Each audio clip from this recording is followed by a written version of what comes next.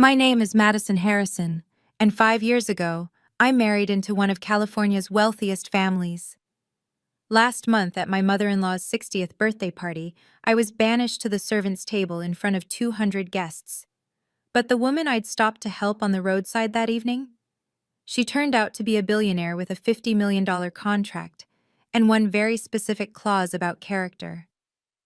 Before I tell you how a muddy dress saved my life, please take a moment to like and subscribe, but only if you genuinely enjoy this story. I'd love to know where you're watching from and what time it is there. Share in the comments below. Now let me take you back to that night when everything changed. The Harrison family owned half of Beverly Hills, or at least that's what Victoria liked everyone to believe. My mother-in-law had inherited a real estate empire worth $300 million, and she never let anyone forget it. Their mansion sprawled across 8 acres, with a driveway longer than most streets and a fountain imported piece by piece from Italy. I'd met James at a charity event 5 years earlier. I was there representing my kindergarten class, hoping to secure art supplies. He was there because his mother demanded it. When he asked me out, I thought I'd found someone who saw past surfaces. I was wrong. "Your salary wouldn't even pay for our pool maintenance, dear," Victoria had said during our engagement dinner, her Van Cleef and Arpels necklace catching the light as she laughed.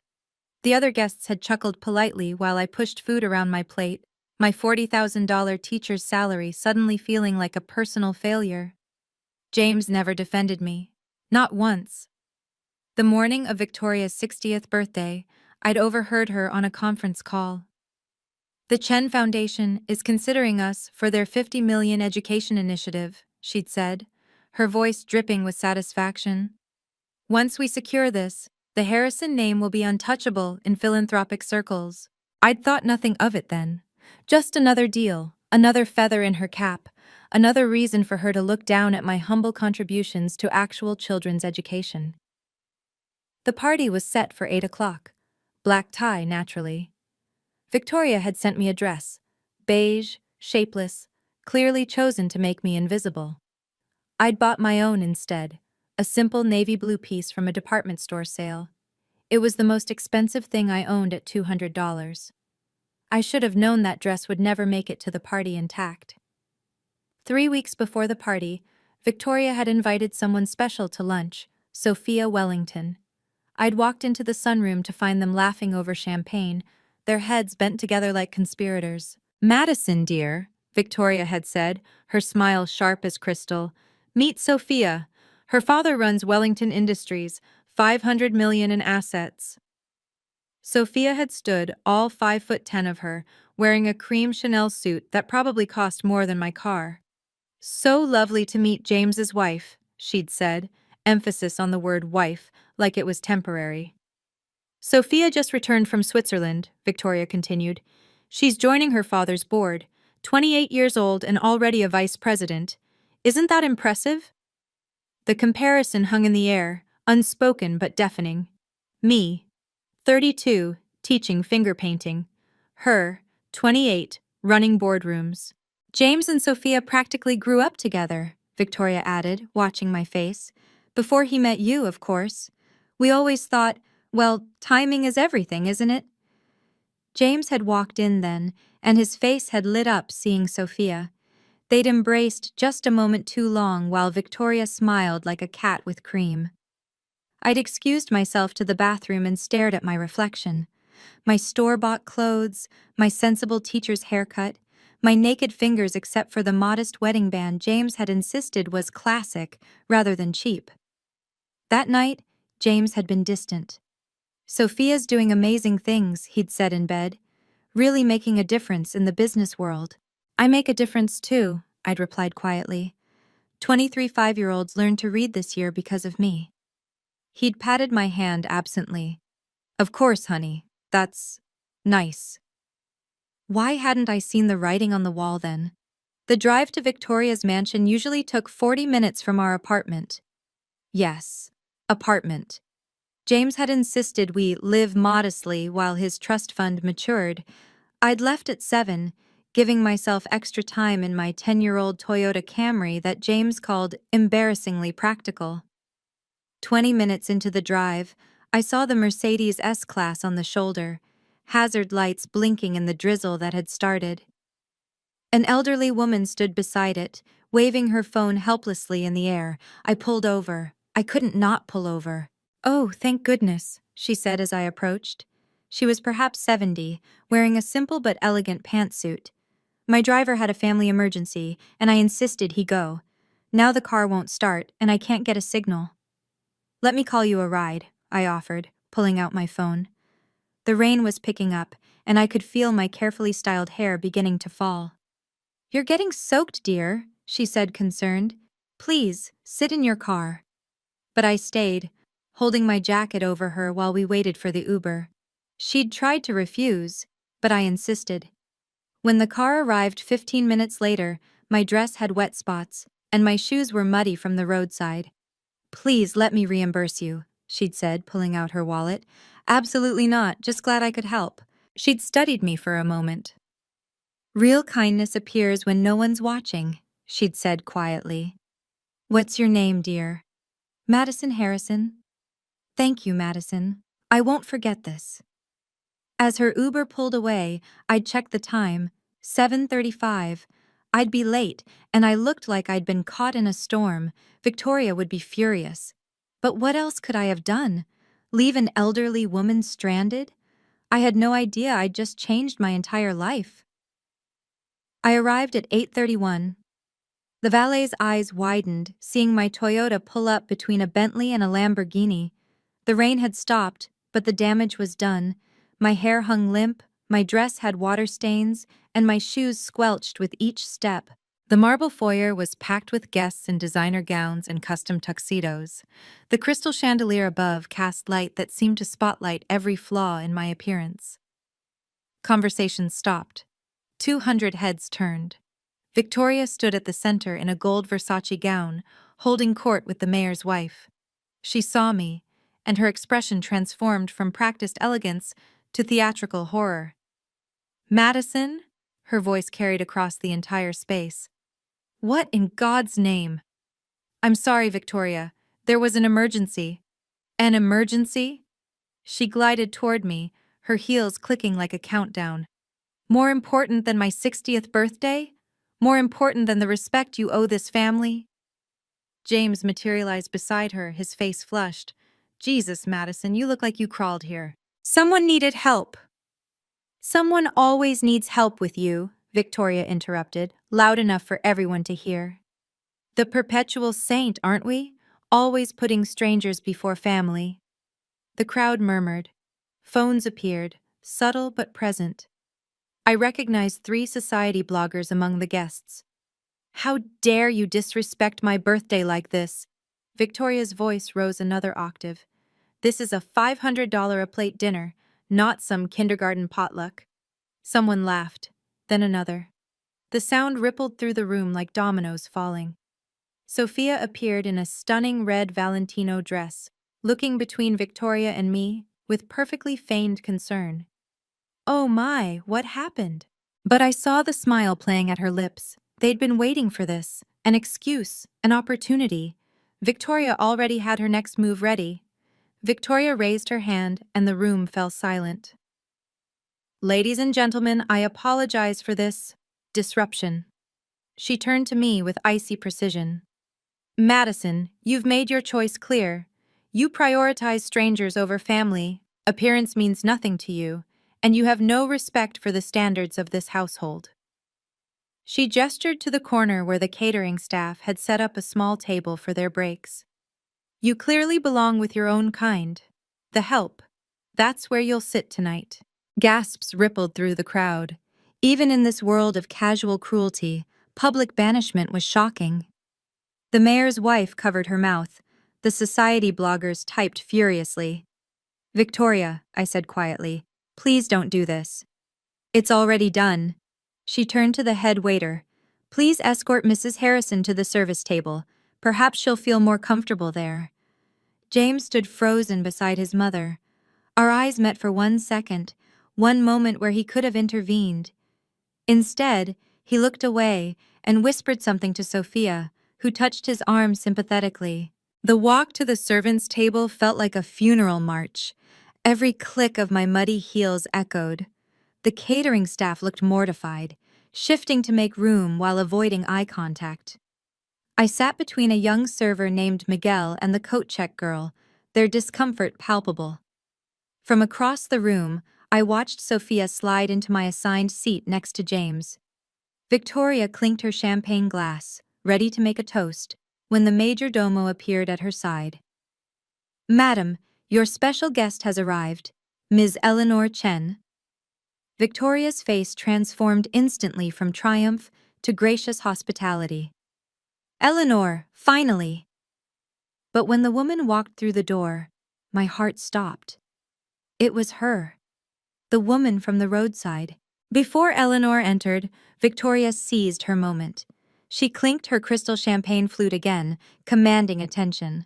"Before we welcome our honored guest," she began, her smile radiant, "I want to share something special with all of you, my dear friends who've supported our family through every season." She paused dramatically, one hand on James's shoulder. "Change is never easy, but sometimes it's necessary. Some marriages are simply mismatches from the start. When people come from different worlds, different values, different standards, well, love isn't always enough." My stomach dropped. She wasn't really doing this, not here, not now. Which is why I'm thrilled that James has reconnected with someone who truly understands our world. Sophia Wellington has graciously agreed to be patient while certain legal matters are resolved. Sophia blushed prettily on cue, her hand finding James's. He didn't pull away. The room erupted in polite applause while my world crumbled. The coat check girl beside me whispered, "Oh my God." "To new beginnings," Victoria raised her glass, "and to partnerships that make sense." Everyone drank.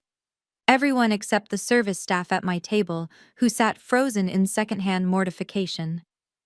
That's when Eleanor Chen walked in. She moved through this crowd with quiet authority, her simple black dress and pearl necklace understated, but undeniably expensive. Victoria rushed to greet her, arms extended. "Eleanor!" Perfect timing. We were just... But Eleanor walked past her, past the mayor's wife, past the society bloggers, past James and Sophia, straight toward the servants' table, straight toward me. The room held its collective breath as one of the wealthiest women in California approached the corner where I sat with the help, my muddy shoes hidden under the tablecloth, my humiliation complete. Or so I thought. If you've ever felt judged for your job or where you come from, leave a comment below. I read every single one. The next part of this story shows exactly how karma works, sometimes in ways you'd never expect. And if you're watching from a big city or a small town, share with me where. I want to know who this story reaches. Are you Team Madison already? Or are you waiting to see what happens next? Let me know before we continue, because Eleanor Chen is about to flip this entire room upside down. Before Eleanor could reach me, Victoria intercepted her path, desperate to regain control. "Eleanor, you must be confused. Our table is..." "I know exactly where I'm going, Victoria." Eleanor's voice was calm but firm. She continued toward me, but Victoria grabbed her arm. "Please, there's been a misunderstanding. That's just... She's not..." Victoria's composure cracked. "Give me one moment." She rushed to my table, her facade of elegance gone. Reaching into her clutch, she pulled out a folded document and slapped it in front of me. The header was visible: "Petition for dissolution of marriage." "Sign it," she hissed, leaning close enough that only I could hear. "Sign it now, quietly, and you can leave with some dignity. Refuse, and I'll make sure no school in California will hire you. I know every board member, every superintendent. Your career will be over." The head waiter tried to disappear. Miguel stared at his shoes. The coat check girl held her breath. "Victoria," I said steadily, though my hands shook. "You can't." "I can and I will." Her lawyer, Mr. Brennan, had materialized beside her. "The papers are prepared. Sign now, or face a very public, very ugly divorce where we'll question your mental fitness. How many kindergartners' parents will trust you then? James had drifted closer, typing on his phone. The message appeared on mine. Just sign, please. Make this easier for everyone. For everyone. Not for us. For everyone else. Mrs. Harrison. Eleanor's voice cut through the tension. Is there a problem here? Victoria straightened, switching masks instantly. Just handling a small family matter. Nothing that concerns our $50 million discussion. Eleanor looked at me, then at the papers, then back at Victoria. I see, family matters, how interesting. Perhaps we should discuss that 50 million now, Victoria said, trying to steer Eleanor away. My husband has prepared the boardroom. In a moment. Eleanor's eyes hadn't left my face.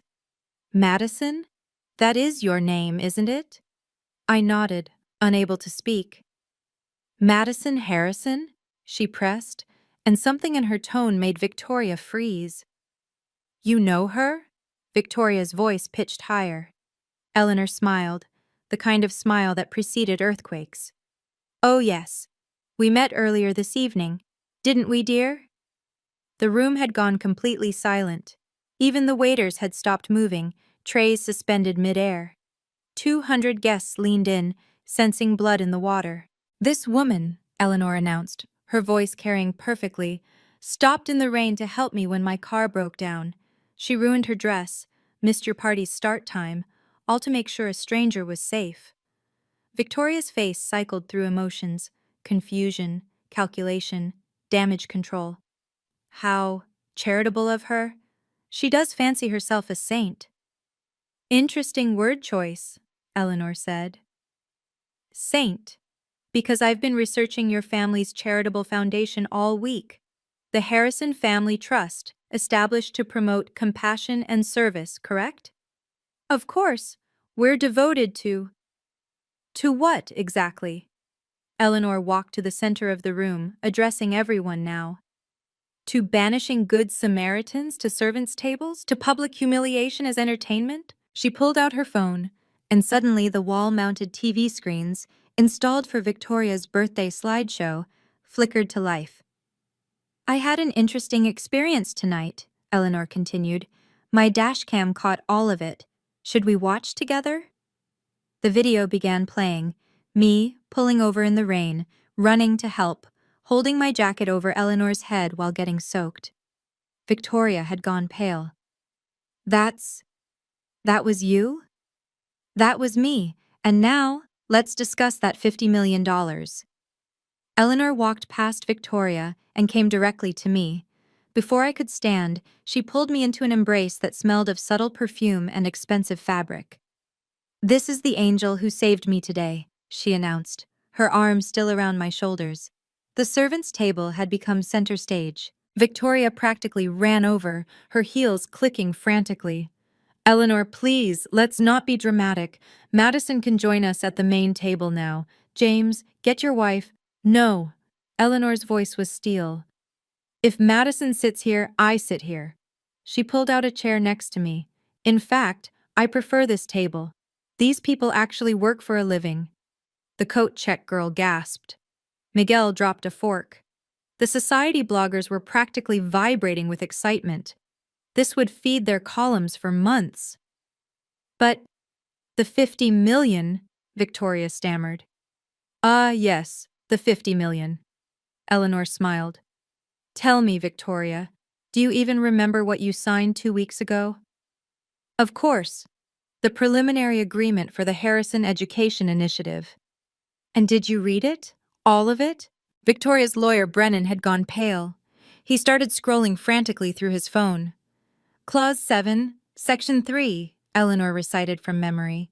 The family representative must demonstrate genuine compassion and moral character, as observed during the evaluation period. Evaluation period?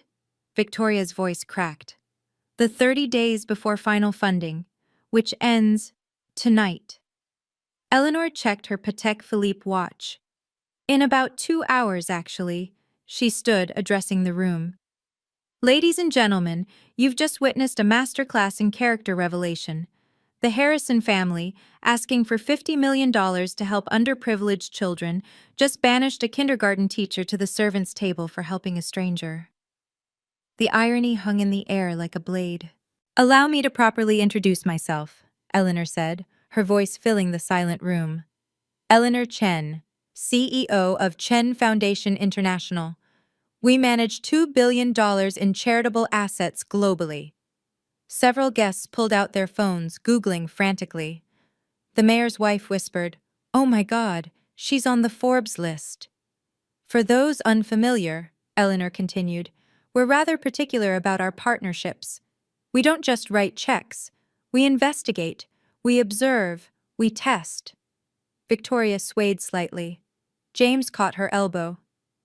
The Harrison Education Initiative seemed perfect on paper, Eleanor said. A prominent family, established foundation, all the right words about helping disadvantaged youth, but words are cheap, character is expensive. She turned to me. Madison, what do you do for a living? I teach kindergarten in Compton. Salary? I flushed. 40,000 a year.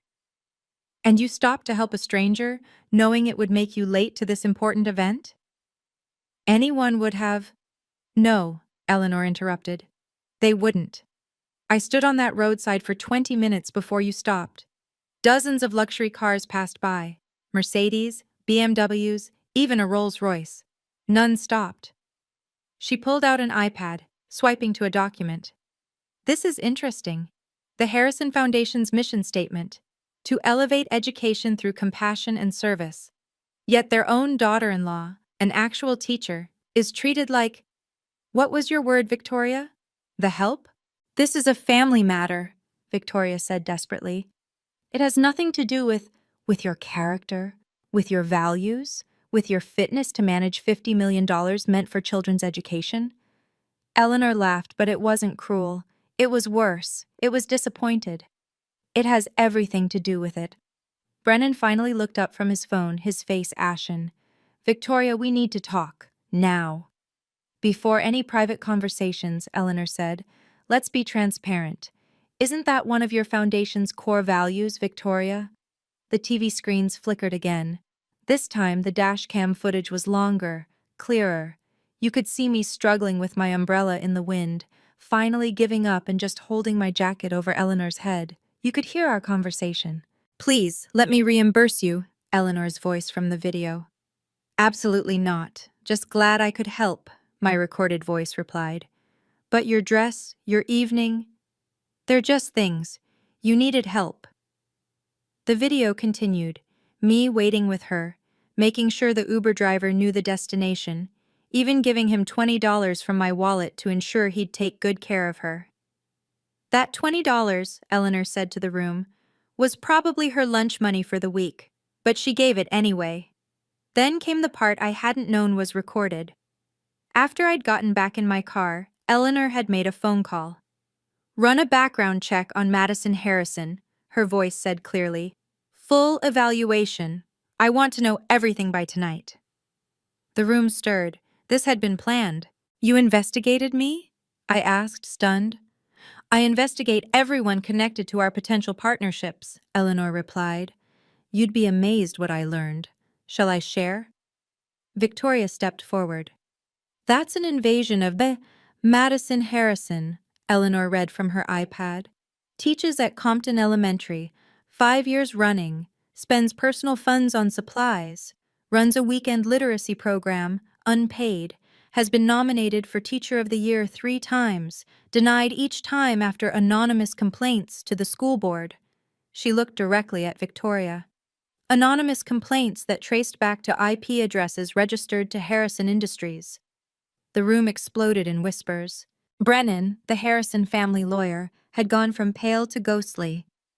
Mrs. Harrison, we need to review the contract. Immediately. Review what? Victoria snapped. It's a standard charitable agreement. No, Eleanor said, pulling out a leather folder. It's not. Mr. Brennan, would you like to explain Clause 7 to your client, or shall I? Brennan's hands shook as he pulled up the document on his tablet. Clause 7 is, it's a moral character provision. Read it, Eleanor commanded. Out loud, for everyone. Brennan cleared his throat. The recipient family representative must demonstrate, during a 30-day evaluation period, genuine compassion and ethical behavior consistent with the Foundation's stated mission.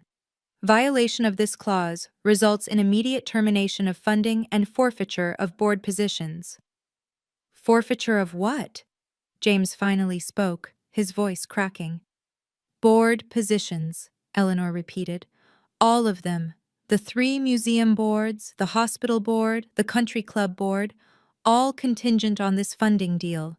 Victoria snatched the tablet from Brennan. You never told me about this. You said you didn't need to read the fine print, Brennan replied weakly. You said it was just a formality. Eleanor smiled.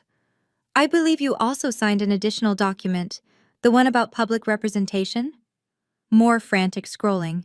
Brennan found it. Any public action taken by the family representative that contradicts the Foundation's values during the evaluation period constitutes breach of contract. And tonight? Eleanor gestured around the room.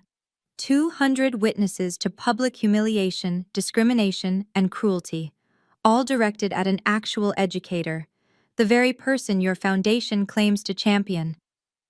But I didn't know you were evaluating us, Victoria protested. That's the point of character tests, Mrs. Harrison. They only work when you don't know you're being tested. Eleanor opened her folder and pulled out the original contract, Victoria's signature bold at the bottom. Section 7, paragraph 3. Let me read the full text for our audience. She cleared her throat dramatically. The family representative must demonstrate genuine compassion, particularly toward those of lesser economic status, as this reflects the true spirit of charitable work. Any act of public discrimination, humiliation, or cruelty during the evaluation period will result in immediate funding termination and recovery of any preliminary funds already distributed. Recovery? Victoria's voice was barely a whisper. The $5 million we already advanced for setup costs, Eleanor confirmed. Due within 30 days of breach. The room was so quiet you could hear the champagne bubbles popping. One of the board members from the hospital stepped forward. Victoria, is this true? It's a misunderstanding. Is it? Eleanor turned to the crowd. How many of you witnessed Mrs. Harrison banish her daughter-in-law to the servants' table? Hands slowly raised. 20, 50, 100. Even Sophia raised her hand, probably thinking it would distance her from the fallout.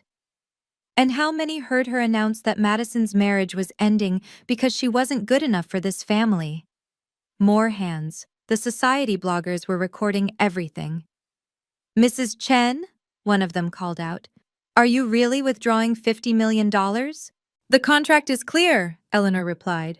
The Harrison family has violated Clause 7.3 as of, she checked her watch, 8:47 p.m. All funding is terminated. She pulled out her phone and typed quickly. My legal team is sending the formal notice now. Mrs. Harrison, you'll receive it within 60 seconds. Victoria's phone buzzed, then Brennan's, then James's. The subject line was visible on James's screen. Immediate termination, Harrison Foundation funding. Now, Eleanor addressed the room like a prosecutor. I'd like to call some witnesses, not for legal purposes, we have plenty of evidence, but for moral clarity. She pointed to a young waiter. You, sir. What's your name? Miguel, ma'am. Miguel, how long have you worked for the Harrisons? 3 years. Ever seen anything like tonight? Miguel glanced nervously at Victoria. Eleanor stepped between them. She can't fire you. After tonight, she won't be able to afford you. Please, speak freely.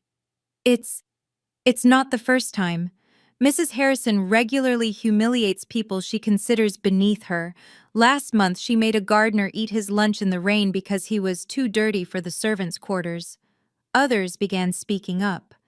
The coat-check girl shared how Victoria had thrown a coat at her face.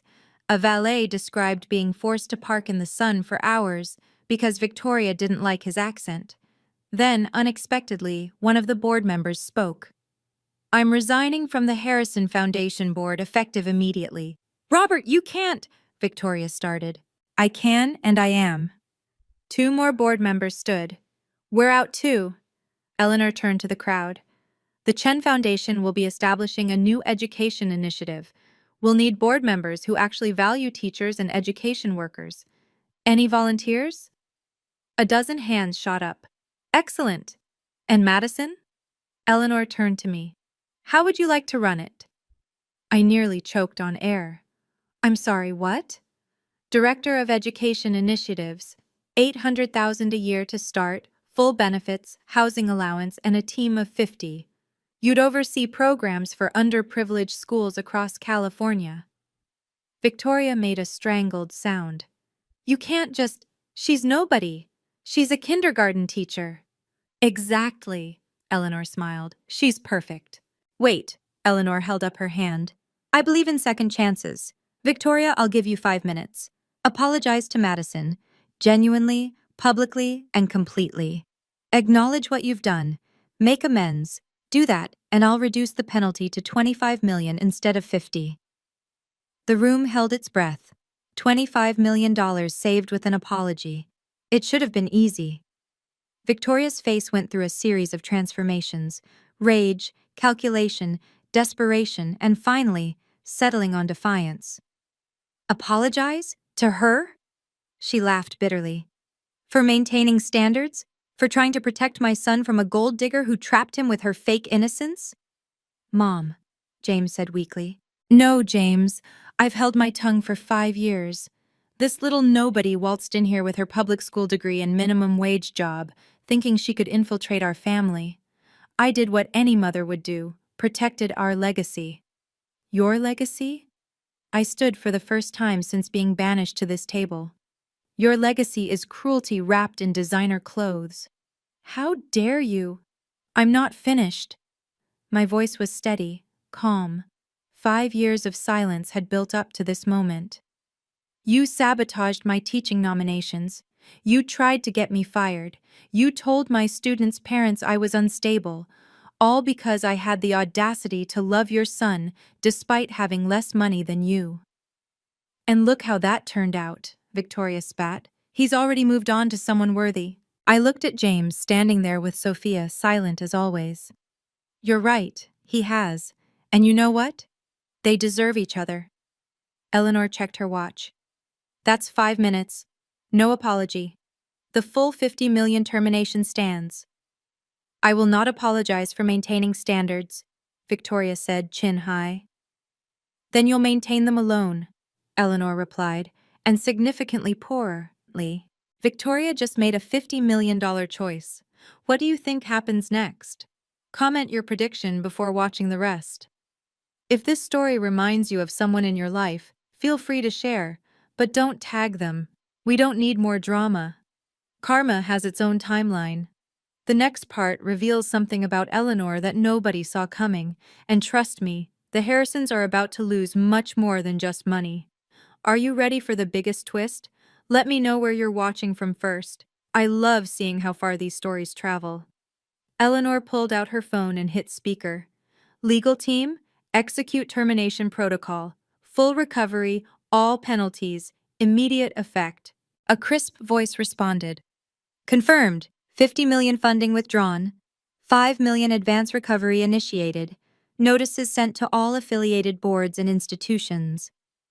Also, Eleanor continued, alert the press. Full transparency on why the Harrison Foundation lost funding. No! Victoria lunged forward, but Eleanor stepped aside gracefully. It's done. Eleanor's phone pinged repeatedly. Oh, look! The Chronicle wants a statement, the Times too, and… Oh my, the Kindergarten Teachers Union wants to know if they can share your story, Madison. Around the room, phones began buzzing. The society bloggers were posting in real time. One showed me her screen. Harrison Foundation loses 50 million for bullying teacher. The hospital board president approached Victoria. I'm calling an emergency meeting. Your position is under review. You can't. My family built that wing. With donated money, money that's now dried up. He turned away. The country club president was next. Your membership is under evaluation. We have standards about conduct. One by one, the dominoes fell. The museum boards, the charity committees, the social clubs, all distancing themselves from the radioactive Harrison name. James finally spoke up. This is insane. You're destroying us over one dinner party? No, Eleanor corrected. You destroyed yourselves. I just documented it. She turned to the crowd. Let this be clear. The Chen Foundation doesn't just write checks. We invest in character, and the Harrisons have proven they're morally bankrupt. Her phone rang. She answered, listened, then smiled. Excellent. The Foundation's board has approved. Madison, the offer stands. Will you accept? All eyes turned to me, still sitting at the servants' table in my stained dress. Before I could answer Eleanor, Sophia Wellington stepped forward, extracting herself from James's side. Mr. and Mrs. Harrison, she said formally. My father asked me to inform you that Wellington Industries is withdrawing from all joint ventures, effective immediately. What? Victoria shrieked. Your father and my husband have been partners for 20 years. We're partners, past tense. Sophia actually looked relieved. And James? This engagement charade? We're done. I only agreed to make my father happy, but I'm nobody's second choice or business arrangement. She walked over to me. Madison, I'm sorry. I knew what they were planning, and I should have warned you. You deserve better than all of this. James stood abandoned in the middle of the room, looking between his mother and his vanishing future. Sophia, wait. No, I'm done being a prop in your mother's social climbing. She turned to Eleanor. Ms. Chen, Wellington Industries would be honored to contribute to your new education initiative, whatever Madison needs. The room was in chaos. Board members were on phones, resignations flying. The mayor's wife was actively pretending not to know Victoria. The society bloggers had enough content for a year. Then the head butler, Stevens, who'd worked for the Harrisons for 15 years, approached Victoria with an envelope. My resignation, madam, effective immediately. Stevens, you can't. I can, and so is most of the staff. He gestured to the servers who were removing their aprons. We've tolerated your abuse for years because we needed the work, but Ms. Chen has offered us all positions at living wages, with respect. Eleanor nodded. My foundation needs good people, people who understand service and dignity. The Harrison empire wasn't just crumbling, it was being systematically dismantled, piece by piece, connection by connection. Eleanor extended her hand to me. Madison, will you join me on stage? You shouldn't be hidden in a corner. I stood, my muddy shoes squelching slightly, and walked across the room. Every step felt like shedding years of humiliation. The crowd parted, and for the first time in 5 years, they looked at me with respect, not pity.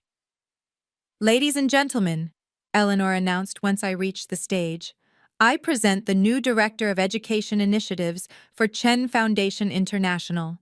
Madison Harrison will oversee $50 million in education funding, focusing on underprivileged schools and supporting teachers who make real differences. This is ridiculous, Victoria screamed. She's nothing, she's nobody. She doesn't even have the right degrees.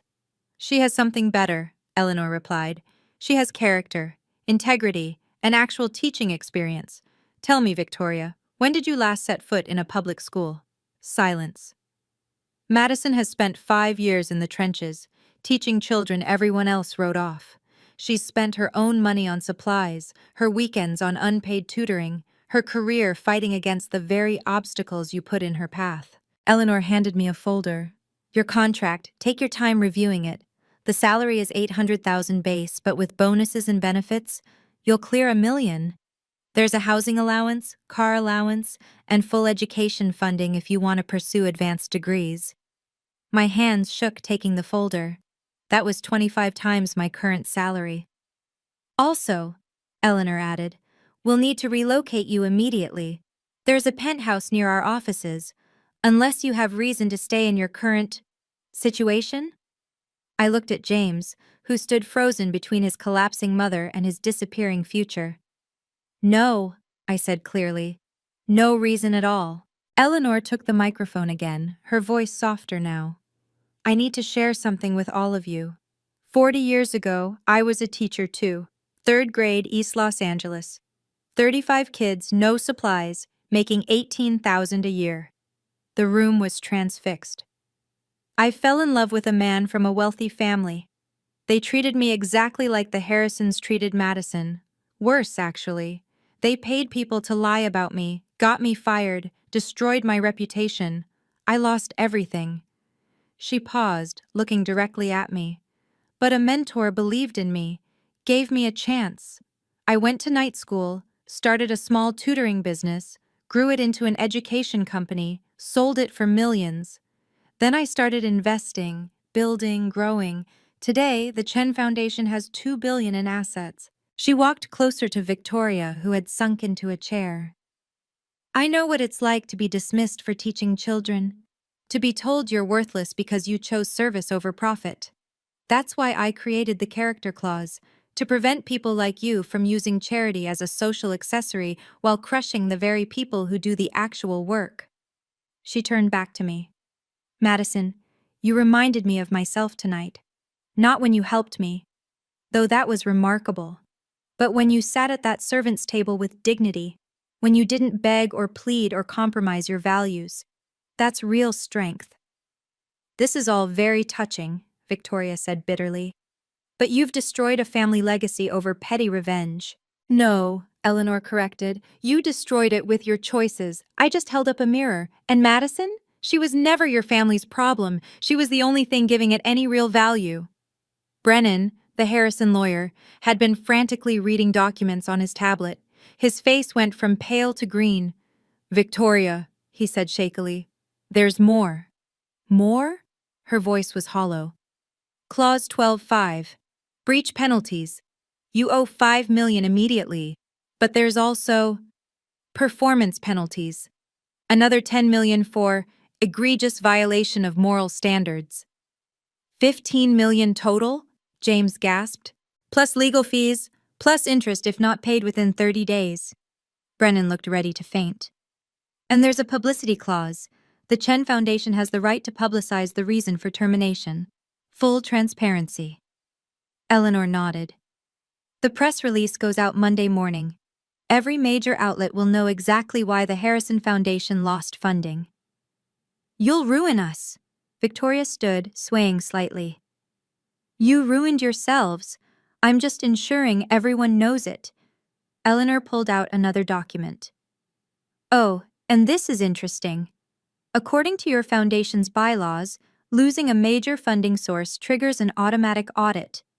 Federal investigators will examine every transaction, every donation, every expense account. Victoria's husband Richard, who'd been silent all evening, finally spoke. Victoria, what did you do? Nothing. Everything was legal.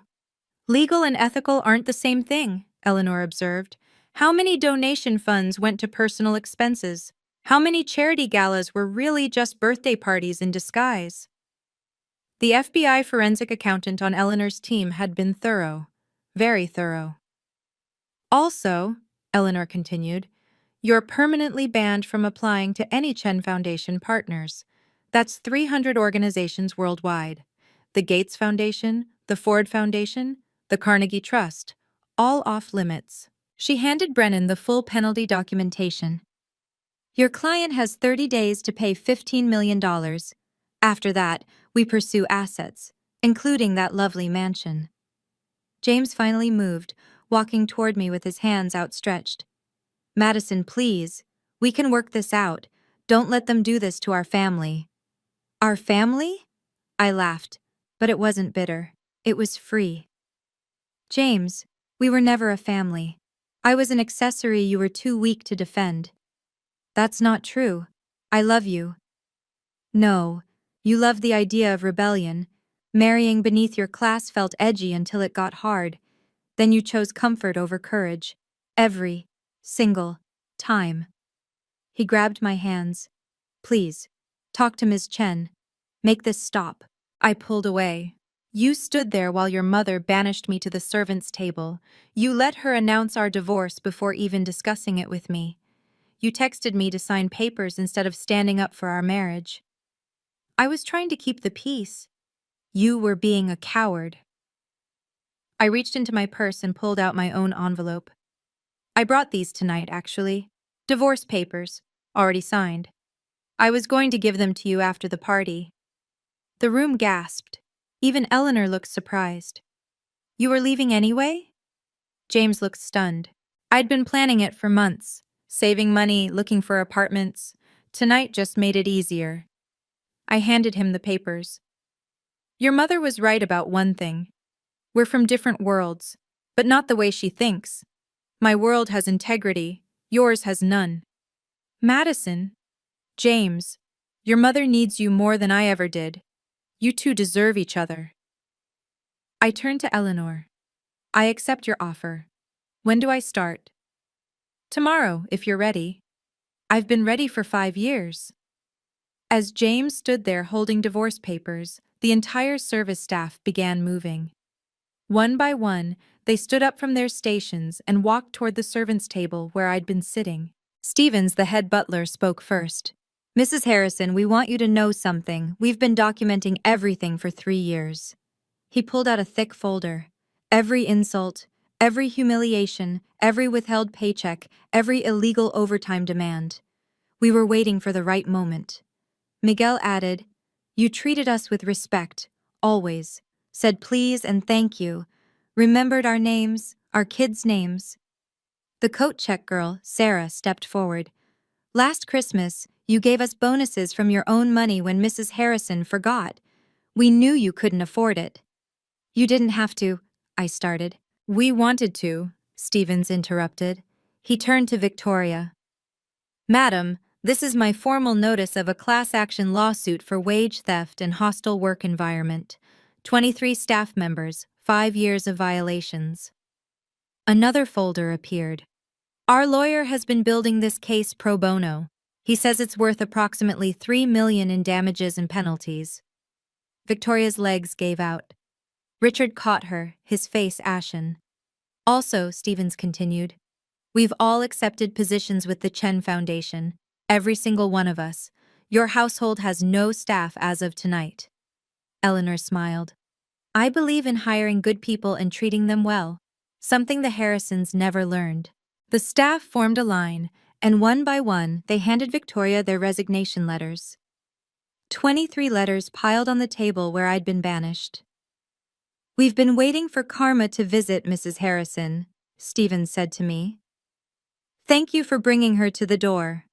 Eleanor's assistant, a sharp young woman with an MBA from Wharton, stepped forward with a tablet. Should I read the final tally? Please do, Eleanor said. Immediate losses for the Harrison family, $50 million in withdrawn funding, $15 million in breach penalties, $3 million in estimated wage theft settlements. Total, $68 million. She continued. Secondary losses, 5 board positions at approximately $200,000 per year in benefits and connections. Estimated value, $1 million annually. Country club membership, $50,000 annually. Social capital, incalculable. For Madison Harrison, base salary of $800,000, housing allowance of $10,000 monthly, vehicle allowance of $3,000 monthly, full benefits package worth $200,000, education fund of $100,000, first year total compensation, $1.3 million. The math was staggering. In one night, I'd gone from $40,000 to over $1 million, while the Harrisons had lost nearly $70 million. But here's the best part, Eleanor added. Madison's program will fund 20 schools in underprivileged areas. That's 10,000 children who will get art supplies, books, technology, and support. Your cruelty, Victoria, just changed 10,000 young lives for the better. She pulled up one final document. Oh, and Madison? There's a signing bonus. $500,000. Consider it back pay for 5 years of staying strong under impossible circumstances. I couldn't speak, couldn't breathe. $500,000 was more than I'd make in 12 years of teaching. The Harrison estate has 6 properties, the assistant continued. To pay the penalties, they'll need to liquidate at least 3. The market value— Stop! Victoria's voice was broken. Please, just stop! But the numbers kept coming, each one a nail in the coffin of their empire. 6 months later, I stood in my new office overlooking downtown Los Angeles.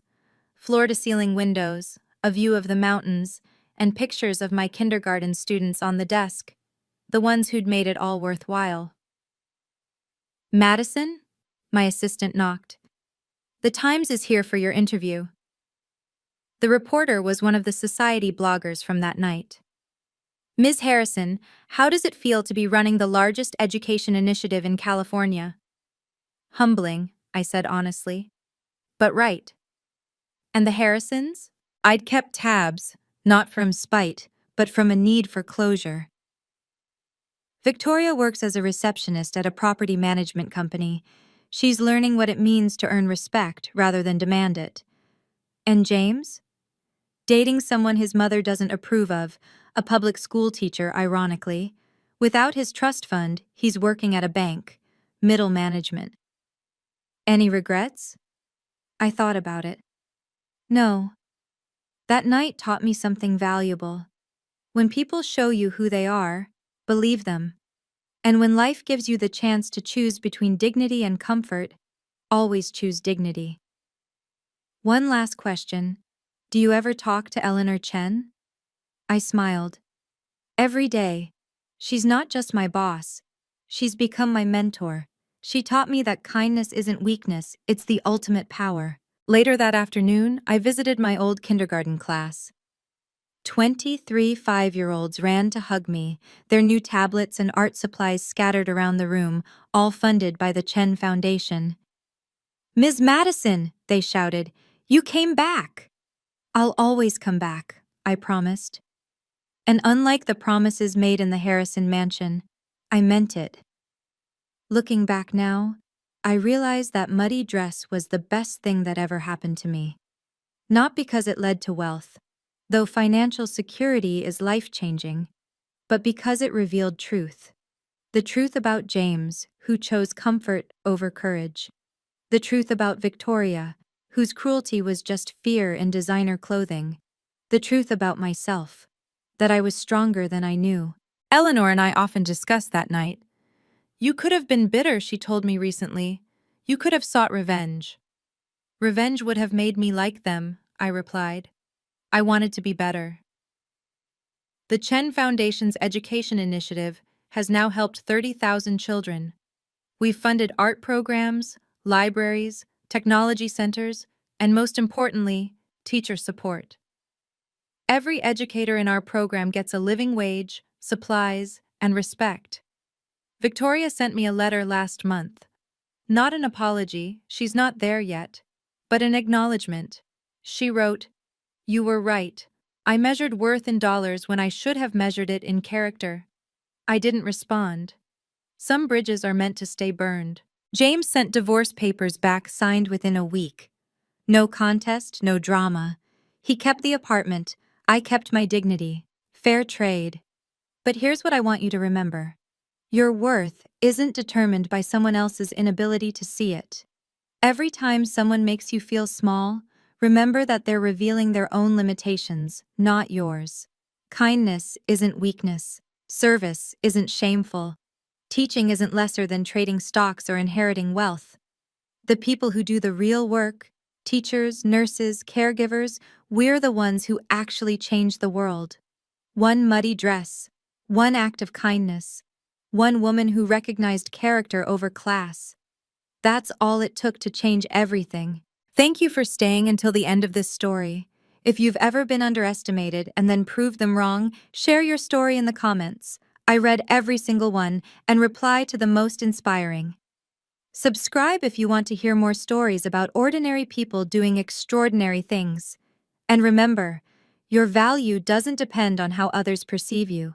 You are worthy, you are enough, and sometimes the universe conspires to prove it in the most unexpected ways. Stay strong, stay kind, and never let anyone make you feel less than. Until next time.